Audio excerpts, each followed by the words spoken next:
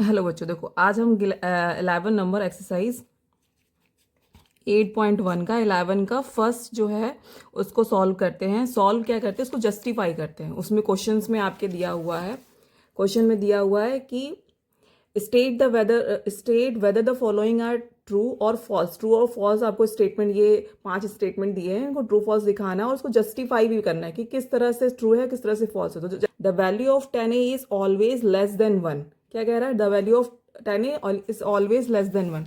तो इसको हम इसको ऑलवेज, वो कह रहा है ऑलवेज लेस देन 1, इस बात पे आपको फोकस करना है। तो 10a की वैल्यू कह रहा है हमेशा लेस देन 1 है। इसको दो तरीके से आप जस्टिफाई कर सकते हो। कैसे?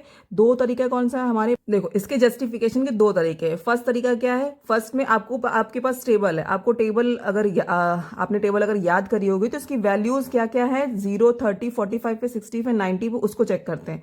0 पे 0 है, 30 पे 1/√3 है, 40 पे 1 है, 60 पे √3 है और नॉट डिफाइंड है। √3 की वैल्यू देखो क्या होती है? √3 की वैल्यू 1 पॉइंट समथिंग होती है ना?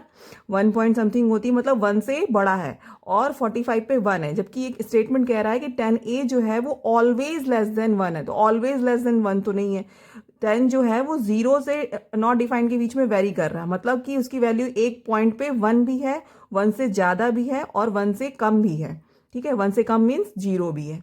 ठीक है, अब दूसरा तरीका, ये तो टेबल के अकॉर्डिंग है। दूसरा तरीका क्या है? दूसरा तरीका है कि सबसे पहले हमें ये देखना है कि जो 10 की वैल्यू है वो किस पे डिपेंड करती है। 10 की वैल्यू दो साइड पे, हमारे ट्राइंगल के दो साइड पे वेरी करती है। किस पे? एक ये परपेंडिकुलर पे है ना, एक ये परपेंडिकुलर साइड पे वेरी है और ये बेस पे करती है। ठीक है, तो परपेंडिकुलर अपॉन बेस, मतलब ये दो साइड की अगर लंबाई जो है वो अगर वेरी करेगी, छोटी बड़ी होगी, तो उसके अकॉर्डिंग हमारा 10a जो है उसका रेशियो भी वेरी करेगा। राइट?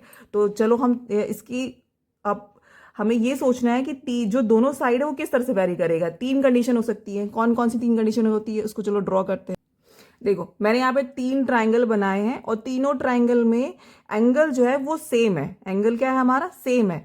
बस वेरी क्या कर रहा है हमारा? साइड, ये जो दो साइड है वो दोनों वेरी कर रहे हैं। ठीक है, तो यहाँ पे मैंने साइड लिया है AC जो है वो ग्रेटर देन है BC से। ठीक है, एक ये कंडीशन हो गई। दूसरी कंडीशन क्या होगी? या तो क्या होगा, AC जो है वो लेस देन BC होगा। तीसरी कंडीशन क्या होगी? या तो दोनों साइड आपस में इक्वल होगी। 3 कंडीशन बन सकती है। ठीक है, तो इन 3 कंडीशन के अकॉर्डिंग हम इसकी 10a की जो वैल्यू है वो देखते हैं क्या होता है। तो अब अगर हम इसको सपोज कर ले, सपोज यहाँ पे इसकी वैल्यू कर ले 3 और ये इसकी वैल्यू क्या कर ले 4। ठीक है, क्योंकि ये AC बड़ा है।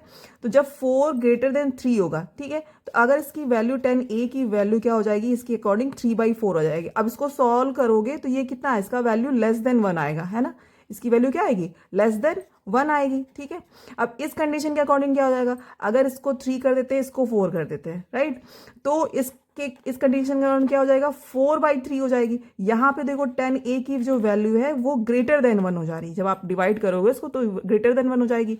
इस कंडीशन में क्या होगा? अगर यहाँ पे हम 4 कर लेते हैं, ठीक है, सपोज 4 और 4 साइड दे रखा है, तो हमारे पास 10a इज इक्वल टू क्या हो जाएगा? 4/4 हो जाएगा। तो ये कैंसिल हो जाएगा, 1 आ जाएगा। मीन्स 10a की वैल्यू 1 भी हो सकती है। तो 10a की वैल्यू देख लो, या तो लेस देन 1 भी हो सकती है, ग्रेटर देन 1 भी हो सकती है और इक्वल टू 1 भी हो सकती है। तो 3 कंडीशन, तीनों कंडीशन होती है, ना कि ऑलवेज।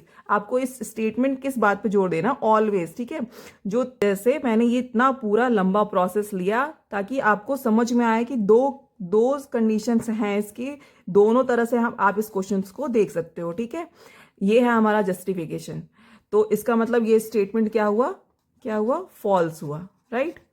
ऑलवेज लेस नहीं होगा, समटाइम ये लेस भी हो सकता है, समटाइम ग्रेटर, समटाइम इक्वल भी हो सकता है। ठीक है,